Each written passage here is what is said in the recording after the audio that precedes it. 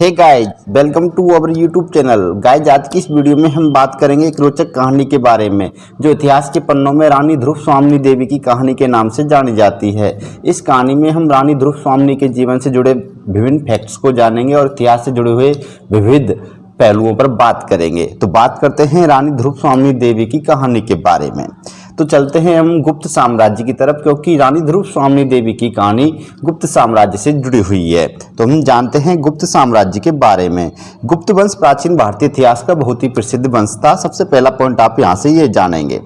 गुप्त काल को प्राचीन इतिहास का स्वर्णिम युग यानी गोल्डन एज भी कहा जाता है। ये बहुत इंपॉर्टेंट पॉइंट है, एग्जाम में कई बार पूछा जाता है कि किस काल को प्राचीन भारतीय इतिहास का या भारतीय इतिहास का स्वर्ण काल कहते हैं यानी गोल्डन एज कहते हैं।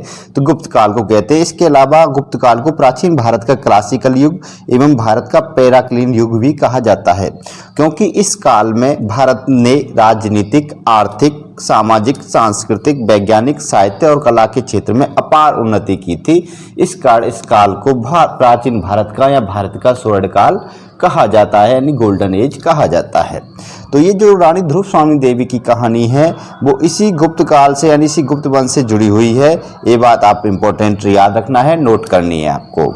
तो बात करते हैं नेक्स्ट अगले पॉइंट्स पर कि इसी काल में यानी इसी काल में गुप्त साम्राज्य के एक बहुत ही महान राजा हुए थे जिन्हें हम समुद्रगुप्त के नाम से भी जानते हैं। इतिहास में इन्हें भारत का नेपोलियन भी कहते हैं। ये बात आपको याद रखनी है। कई बार ये क्वेश्चन भी पूछा गया है कि किस शासक को भारत का नेपोलियन कहा जाता है, तो आपको बता देना है गुप्त वंश के शासक समुद्रगुप्त को भारत का नेपोलियन कहा जाता है।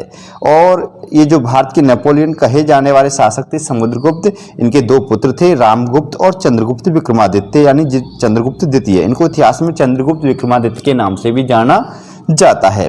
अब बात कर रहे हैं हम रानी ध्रुव स्वामिनी देवी की कहानी के बारे में। तो अब रानी ध्रुव स्वामिनी की देवी की कहानी हम स्टार्ट करते हैं। देखिए, विशाख दत्त द्वारा लिखित एक नाटक है देवी चंद्रगुप्तम, और इसी नाटक में हमें रानी ध्रुव स्वामिनी देवी के बारे में वर्णन मिलता है। इस नाटक के अनुसार रामगुप्त समुद्रगुप्त का सबसे बड़ा पुत्र था। इस कारण अपने पिता की मृत्यु के बाद वह गद्दी पर बैठा। वह एक निर्बल और कायर शासक सिद्ध हुआ। क्यों हुआ उसके बारे में भी हम जान लेते हैं, क्योंकि उसकी एक बहुत ही सुंदर पत्नी थी जिसका नाम था ध्रुव स्वामिनी देवी, ठीक है, जिसे प्राप्त करने के लिए शकों का गुप्त साम्राज्य पर भयानक आक्रमण हुआ और जिसमें रामगुप्त क्या हुआ, पराजित हुआ। पॉइंट यहाँ से नोट करना आपको कि सब जो गुप्त वंश के एक प्रसिद्ध महान राजा थे समुद्रगुप्त, उनका बड़ा बेटा था रामगुप्त जो अपने पिता की मृत्यु के बाद राजगद्दी पर बैठा था। उसकी एक बहुत ही सुंदर पत्नी थी जिसका नाम था ध्रुव स्वामिनी देवी। उसे प्राप्त करने के लिए शकों के राजा थे रुद्र सिंह तृतीय। उनका नाम था, शकों के राजा का नाम रुद्र सिंह तृतीय, रुद्र सिंह तृतीय, थर्ड यानी रुद्र सिंह थर्ड भी कह सकते हैं। इन्होंने क्या किया कि गुप्त साम्राज्य पर आक्रमण कर दिया यानी रामगुप्त के ऊपर आक्रमण कर दिया। फलस्वरूप रामगुप्त इस युद्ध में क्या हो गए, पराजित हो गए। और इस शकों के राजा जो रुद्र सिंह थर्ड थे, इन्होंने उससे एक संधि की और संधि में उन्होंने किसकी मांग की, रानी ध्रुव स्वामिनी देवी की मांग की। देखिए, शकों ने उसे एक अत्यंत आपत्तिजनक संधि स्वीकार करने के लिए बाध्य किया, जिसके अनुसार उसे अपनी पत्नी ध्रुव स्वामिनी को शकराज को भेंट देना था और रामगुप्त ने इस संधि को स्वीकार कर लिया। जब उन्होंने ध्रुव स्वामिनी देवी की मांग की तो कायर शासक सिद्ध हुआ, जैसे मैंने स्टार्टिंग बता दिया, तो रामगुप्त ने उनकी इस मांग को स्वीकार कर लिया था। लेकिन आपको एक बात यहाँ से समझनी है, लेकिन रामगुप्त का एक छोटा भाई भी था, मैंने अभी बताया है, जिसको हम इतिहास में चंद्रगुप्त विक्रमादित्य के नाम से जानते हैं, जिसे चंद्रगुप्त द्वितीय कहा जाता है। तो छोटे भाई चंद्रगुप्त को क्या है, वह बहुत ही वीर और स्वाभिमानी था। उसको यह शर्त अपने कुल की मर्यादा के विपरीत लगी और उसने इस प्रस्ताव रखा कि वह ध्रुव स्वामिनी देवी के भेष में शकराज रुद्र सिंह तृतीय के शिविर में भेजा जाएगा और उसकी जगह ध्रुव स्वामिनी देवी को क्या कर लिया जाए, घर पे ही रख लिया जाए। वह ध्रुव स्वामिनी देवी का भेष धारण करेगा और शकराज के शिविर में जाएगा, और उसका प्रस्ताव मान लिया गया। और अंततः वह ध्रुव देवी के भेष में शकराज के शिविर में गया।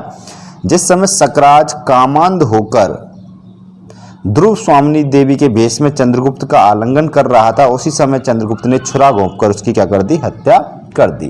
बहुत ही इंटरेस्टिंग फैक्ट है। आप समझना कि जिस शासक ने ध्रुव देवी को प्राप्त करने के लिए रामगुप्त पर आक्रमण किया था, उसे पराजित किया, संधि की, लेकिन संधि के दौरान उसके पास ध्रुव स्वामिनी देवी को ना भेजकर किसको भेजा गया, अब उसके रामगुप्त के छोटे भाई चंद्रगुप्त द्वितीय को भेजा गया। वह ध्रुव स्वामिनी देवी के कपड़े पहनकर सकराज रुद्र सिंह तृतीय यानी थर्ड के शिविर में चला गया और वह कामांध यानी उस समय शराब मदिरा पी के एकदम मद मस्त हो रहा था कि अब रानी ध्रुव स्वामिनी देवी मिलने वाली है। लेकिन उसको ये भी आभास नहीं हुआ कि रानी ध्रुव स्वामिनी देवी के वेश में चंद्रगुप्त द्वितीय उसके पास आया है। फलस्वरूप उसने कामांध होकर उसको गले लगाया। गले लगाने के बाद में चंद्रगुप्त द्वितीय ने छुरा घोंपकर उसकी क्या कर दी, हत्या कर दी। ठीक है, अब उसके बाद में क्या होता है कि जो सकराज थे रुद्र सिंह तृतीय, उनकी क्या हो गई, हत्या कर दी गई। किसके द्वारा, चंद्रगुप्त विक्रमादित्य के द्वारा। इससे क्या हुआ कि चंद्रगुप्त द्वितीय की क्या हुई, काफी प्रसिद्धि मिली, उनका काफी मान सम्मान बढ़ा उनके साम्राज्य में। इससे चंद्रगुप्त की लोकप्रियता बढ़ गई और रामगुप्त निंदनीय साबित हुआ। एक दिन मौका पाकर चंद्रगुप्त ने रामगुप्त की हत्या कर दी और उसकी सुंदर पत्नी ध्रुव देवी के साथ में स्वयं विवाह कर लिया और गुप्त साम्राज्य का शासक बन गया, जो आगे चलकर इतिहास में चंद्रगुप्त विक्रमादित्य के नाम से प्रसिद्ध हुआ।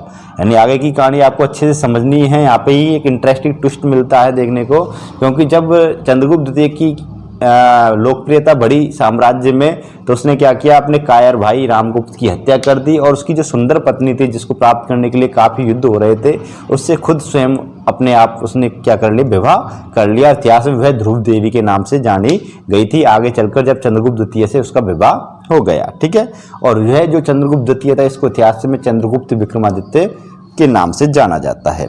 अब इस पूरी कहानी का उल्लेख देवी चंद्रगुप्तम नाटक के अलावा रामचंद्र व गुरचंद्र का एक नाट्य दर्पण नाटक है, उसमें भी हुआ है। ये बात थी यहाँ की रानी ध्रुव स्वामिनी देवी से जुड़ी इंपॉर्टेंट फैक्ट्स इतिहास की। इस प्रकार के इंटरेस्टिंग फैक्ट्स और वीडियो जानने के लिए, देखने के लिए हमारे चैनल को सब्सक्राइब करें, लाइक करें, वीडियो पे कमेंट करें, अपनी राय दें। फिर मिलेंगे आपसे नेक्स्ट अगली वीडियो में, तब तक के लिए अलविदा।